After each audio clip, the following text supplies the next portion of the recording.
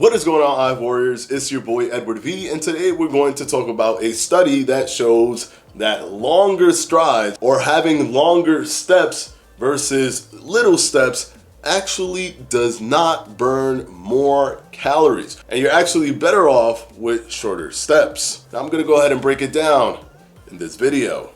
Stay tuned.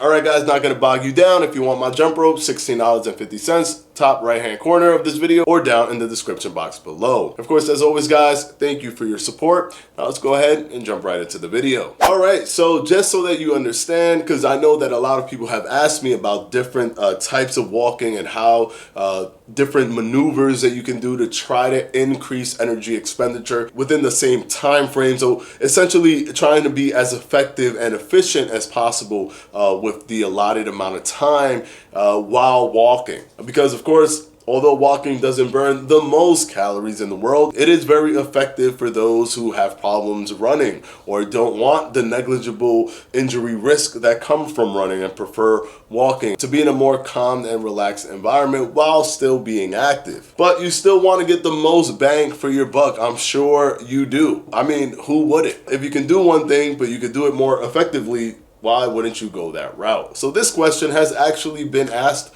of me multiple times. When it comes to walking, if I take bigger strides, am I doing more?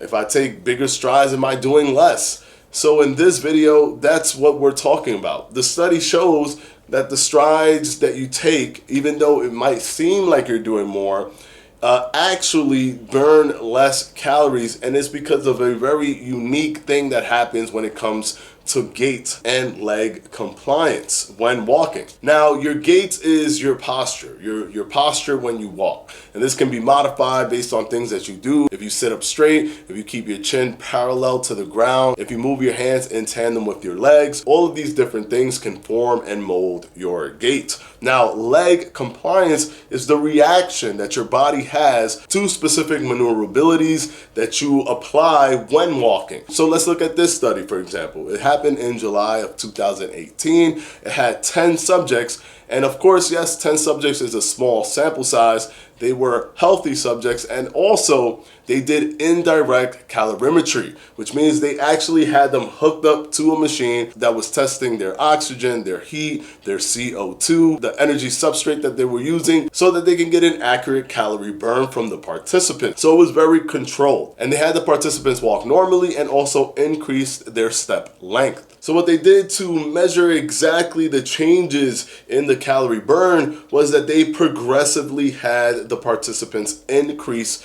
their leg stepping. And they did a per step comparison and analysis. They first did 100% of each of their preferred step range, and then they did 120%, and then 140 and 160. And what they realized was when all of the data was collected, they actually did not burn more calories from extending their range. Now, I know it might feel comfortable, and even if you notice, if you've ever been on a treadmill and it's going really, really fast and you decide to kind of start lunging, you actually feel more comfortable in those lunging moments than you do with multiple steps. You're actually burning less calories by doing that. You'll actually be burning more calories if you're taking less strides, even when you compare for step-by-step comparison. So yes, it might take you 3 small steps to do 1 long step, but even if you compared for each step, for example, 3 long steps with 3 small steps, you still burn more calories with those 3 small steps, regardless of the fact that you might go farther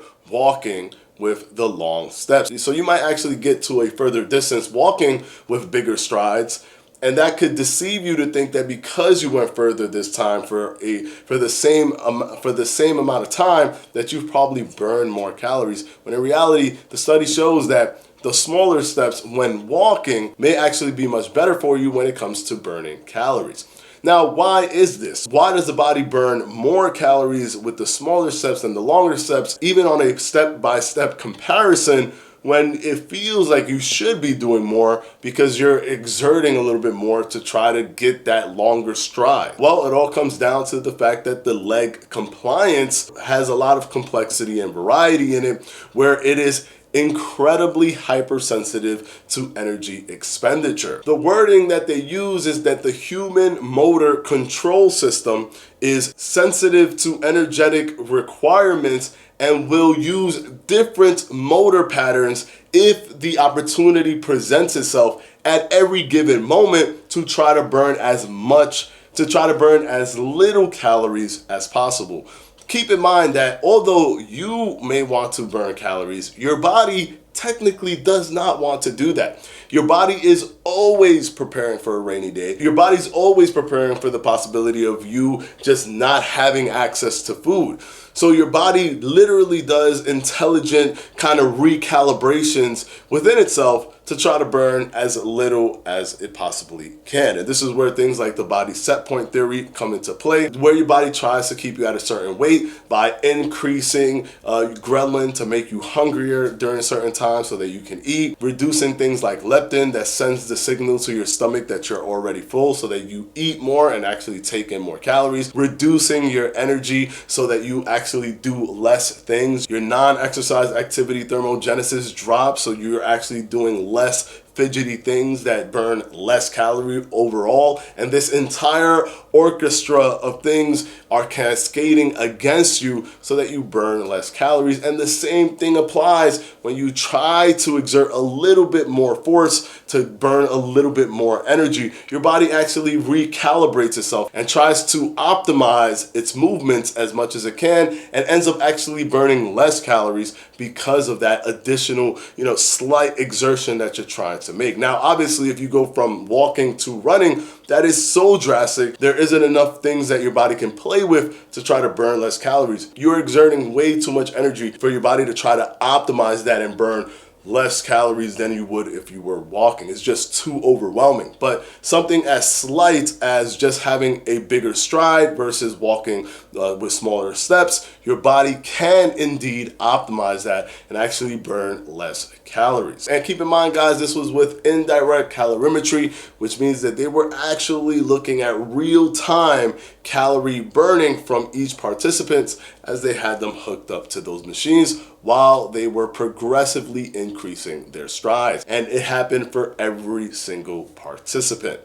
So hopefully this video was insightful for you. And if you were thinking, how can I get more bang for my buck? And you're now increasing your step length simply because of the fact that you feel that you're getting farther for a shorter amount of time, or you're going faster kind of artificially simply because of the bigger stride.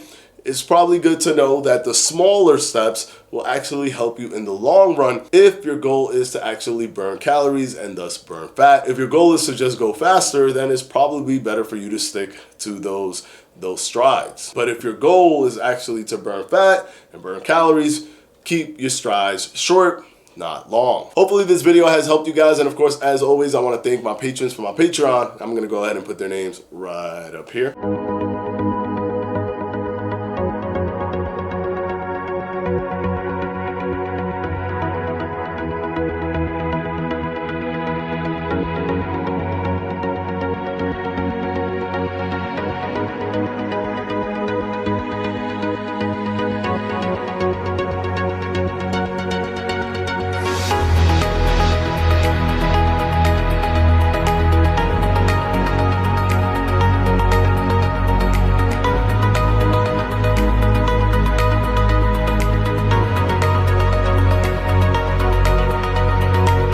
And as always, guys, I'll see you on Wednesday for another FAQ. Peace!